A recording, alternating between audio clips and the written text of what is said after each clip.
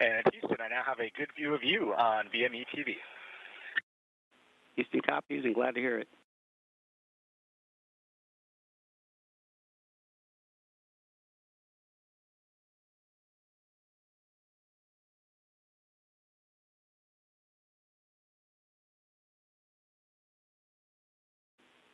Station, this is Houston. Are you ready for the event? Hello, we are ready for the event. Houston ACR, this is Mission Control Houston. Please call station for a voice check. Station, this is Houston ACR. How do you hear us? I hear you loud and clear. How me? I've got you loud and clear as well. Please stand by for opening remarks. Welcome to the DaVinci Science Center in Allentown, Pennsylvania. I am Lynn Erickson, Executive Director and CEO of the Science Center. Inspired by the genius of Leonardo da Vinci, our purpose is to spark curiosity, fuel discovery, and to open young minds to the wonders of the world around us and to the limitless possibilities of space beyond. Today, we are deeply honored to partner with NASA for this extraordinary opportunity to downlink from the International Space Station. We extend our heartfelt thanks to NASA and to the astronauts aboard the space station for giving students across the Lehigh Valley the opportunity to experience space travel and imagine their future among the stars.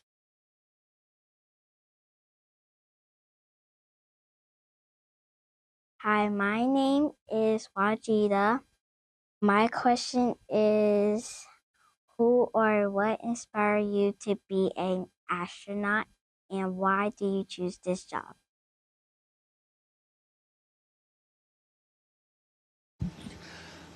Hi, Wajida. I'm Chris. It's a really great question. You know, ever since I was a little kid, as young as I can remember, I was always excited about the idea of being an astronaut. Something about the idea of exploring and figuring out new things really made it seem very exciting to me. And I always wanted to do that ever since I was little. So just the idea of exploration and the idea of learning more about our Earth, our universe, and where we fit into it was always exciting to me. And so I always wanted to be an astronaut, and that led me to become a scientist because scientists also explore and figure out new things about our universe. But then when the opportunity came to become an astronaut, I was really excited to be able to do it. Thank you. Hi, my name is King, and my question is, when the rocket is about to blast off, what are you doing inside the spacecraft? Are you controlling it, or are you just riding along?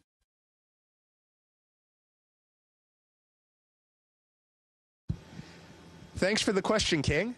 So when you are in a rocket about to blast off, so I launched on a Soyuz rocket just a couple months ago. The rocket, most of the systems on the rocket work automatically. So it's sort of like an airplane on autopilot. But your job is to help monitor all of the systems to make sure that they're working properly and to take over or to step in if the rocket stops behaving exactly as it should be, so you can fix things and correct it. In my particular job on the rocket where I launched, I was sitting in the right-hand seat, and I was managing some of our life support equipment, some of our oxygen valves, to make sure that those are working properly. So you're feeling the G-forces and the excitement of the rocket launch, but you're also monitoring and making sure that everything is going properly. Hi, my name is Jeffrey. My question is, what are some experiments right now on the space station that could change life in the future for Earth?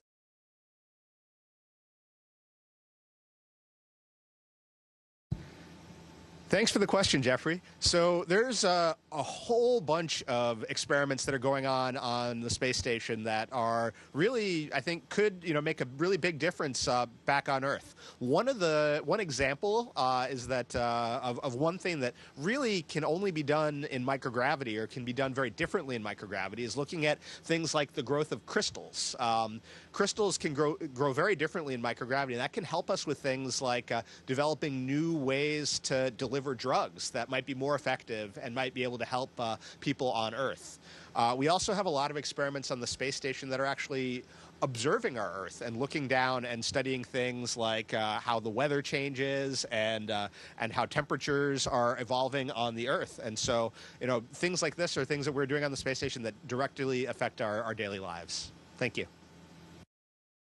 Hi, my name is Isaac, and my question is, how much food do you have to bring to space?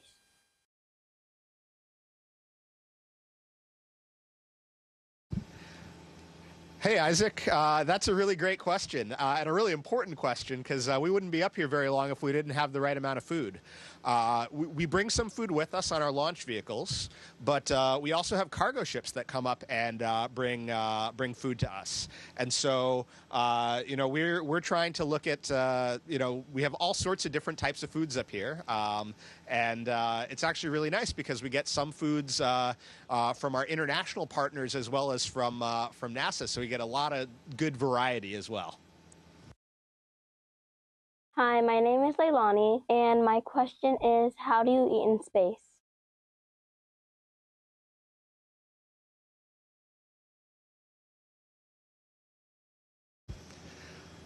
Thank you for the question. We have a couple different types of food in space, and I got some examples right here. Our food either comes sort of ready to eat in packets, sort of like food that you might have when you're camping. We also have some food that comes in cans, or some food like these scrambled eggs, which come dehydrated that we add water to. And then the food just kind of floats, just like with no gravity, and you can eat it with a spoon, just like you would on Earth, except for the fact that you can turn your spoon upside down and you don't lose your food, which is kind of neat. Hi, my name is Ariana Jade. My question is, how do you do your everyday activities in space, like washing your face?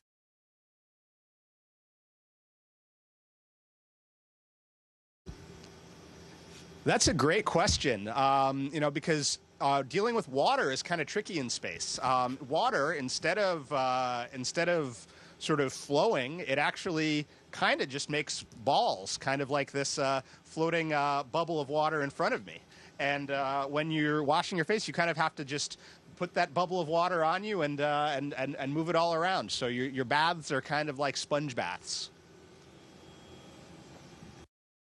My name is Kaylee.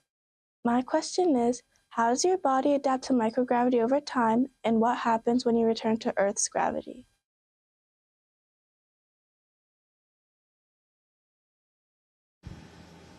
That's a great question, Kaylee. So when I flew up here, one of the things that took me maybe about a week for my body to get used to was the fact that you're floating and there really isn't gravity to tell your brain what direction is up and what direction is down. So when you first get up to the space station, it's really confusing when you sort of turn your body sideways and you don't feel the force of gravity pulling down on you to tell you that, hey, you're now sideways.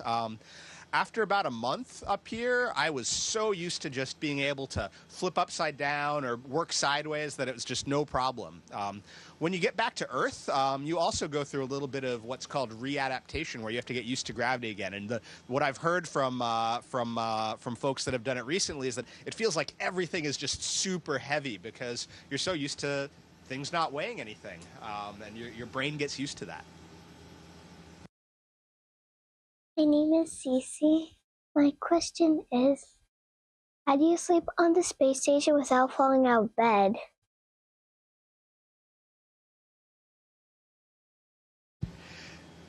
That's a great question, Cece. And so the cool thing about being in space is that because there's no gravity, you can't fall.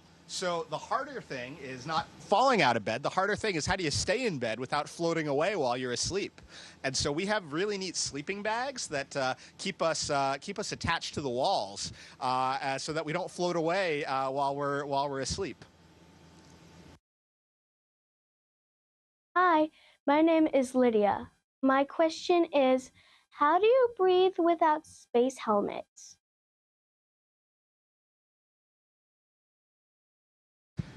That's a really important question, Lydia. So within the space station's actually sealed and is pressurized. And so there's actually oxygen and air inside the space station that's at a very similar to our atmosphere on Earth.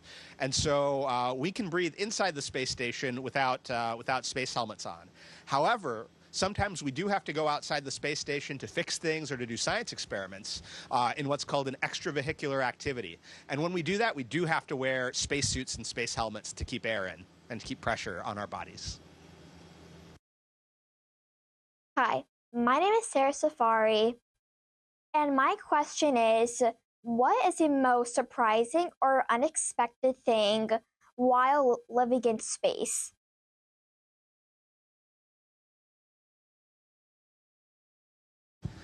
That's a great question, Sarah.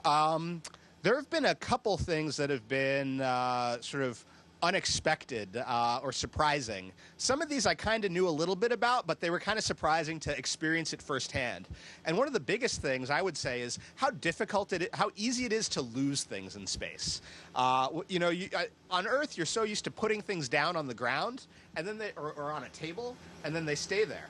But in space, everything floats. And I had it just the other day where I was having a drink bag full of tea, and I put it down on the table and stuck it to some tape and turned my head away and turned back, and it was gone. And it had floated off, and things just kind of float along the air currents with the fans that circulate air in space station. And so it took me 2 days to find where it drifted off to, which was a lot of fun. My name is Maria, and my question is, do you play games in outer space?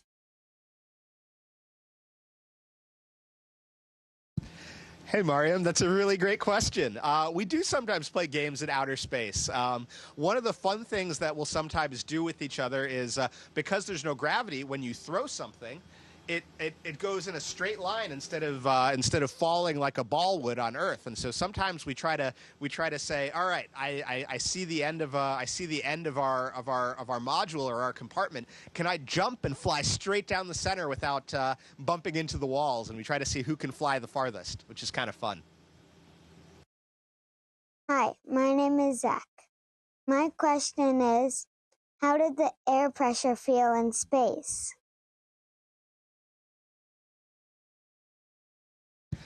Hi, Zach. So it's actually kind of nice. The air inside the space station actually feels really similar to the way it feels on the Earth. The air pressure is about the same as what it is on a normal day on Earth. And so we actually feel pretty comfortable up here. It feels a lot like being in a nice air-conditioned building. The temperature is pretty normal, like a normal indoor temperature, and the air feels pretty much the same. When we do go outside the space station on spacewalks, we'll in our spacesuits, the pressure is different, so it feels a little bit different then. But inside the space station, pretty normal. Hi, my name is Hadi, and my question is, how do astronauts grow taller in space? Thanks for the question, Hadi. Yeah, astronauts actually do grow a little bit taller in space, and I'm actually I think about an inch or so taller than I was when I launched. And that's because without gravity, so normally when you're on Earth and you're standing up, gravity is kind of squishing all of your spine a little bit, and that shrinks you a little bit. In space, because your spine's not getting squeezed by gravity, everything kind of expands and stretches out a little bit, and so you grow a little bit taller, which is really interesting. Hi, my name is Neela. My question is, how does Earth look like from space? Thanks, Neela. So Earth looks incredibly beautiful from space. It was something I wasn't something I was really looking forward to, and I thought it would look beautiful, but I was still just overwhelmed by how beautiful it looks. You know, you see all of the blue and all of the green. We have these beautiful windows, this window called the cupola, where we can look down and look out to all sides. And, you know, you can see the curvature of the Earth with your eyes, and you can see continents and countries flying by beneath you. And it makes me really appreciate our planet and really appreciate our world. You can also see the atmosphere and how thin the atmosphere is, which is really, really surprising and striking that you can see. Hi, my name is Everly. My question is, how far can spaceships go? That's a great question, Everly. So on the International Space Station, we are a little over 200 miles up in space, and that's called low Earth orbit. But really soon, a few of my friends are going to launch on a mission called Artemis 2, which is going to take them around the moon. And that's going to take them 250,000 miles away from Earth, so super far. So, yeah, but most of the time on the space station, we're about 250 miles above the surface of the Earth. My name is Owen, and my question is, how do you not get hit by meteorites? Thanks for the question, Owen, and that's a really important question because I would not want to get hit by a meteorite. So the nice thing, the fortunate thing is that there aren't too many big meteorites. There really, really not a lot of them. However, there are a lot of really small meteorites, and on the outside of the space station, it's actually built so that when these tiny little meteorites hit the space station, they don't do all that much, they don't hurt it all that much. So you can see little dimples sometimes, though, on the outside of the space station where it's been hit by these tiny little, what we call micrometeorites. So we do sometimes get hit by those, but the space station is built to be okay if that happens. Hi, my name is Cora. My question is, what's it like in space? That's a really great question, Cora. So space is, to me, it's a lot of fun.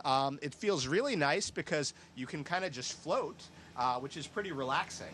But we're also doing a lot of really interesting and important work up here. We're doing a lot of science experiments to figure out things that you really can only do in space. And it's a lot of fun to be able to be a part of that. So I really enjoy it up here. Hey, my name is Jabari, and my question is, when you look out from the space station, what can you see beside Earth? That's a great question, Jabari. So we can see a bunch of different things besides the Earth. The Earth is the biggest thing out of our window and one of the things we spend the most time looking at. But the stars from space station also look really beautiful. They look very similar to what you see from the ground, except it's like you're in a super dark place with no lights around, no city lights around, so you see so many stars and you see all of them. The other thing that you see sometimes that I think is really cool is what's called the aurora borealis, or the northern lights. And this is when some radiation from the sun interacts with our Earth's atmosphere, and it creates these shimmering ripples and waves on top of the atmosphere. And that's really beautiful to see as well. My name is Stereo, and my question is, what is the hardest part of moving around in zero gravity? That's a really good question, Jeriel. So one of the things that took me the longest to get used to in zero gravity is that when you move around in zero gravity, you kind of jump from place to place and you just kind of float from one spot to the next.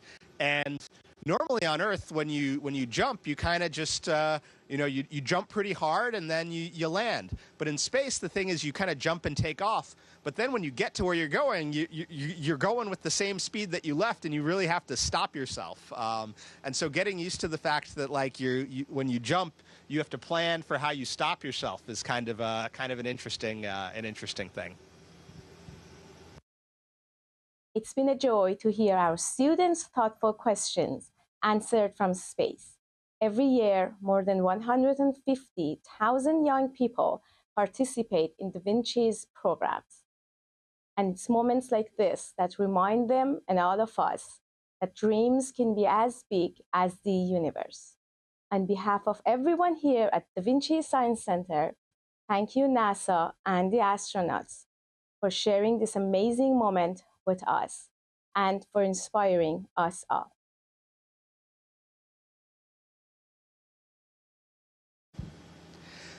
Thank you so much. I really appreciated all of the questions from all the students.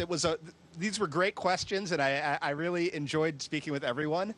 And I hope you had a great time visiting with me on the space station. I really appreciate it. Thank you. Station, this is Houston ACR. That concludes the event. Thank you. Thank you to all participants. Station, we are now resuming operational audio communications.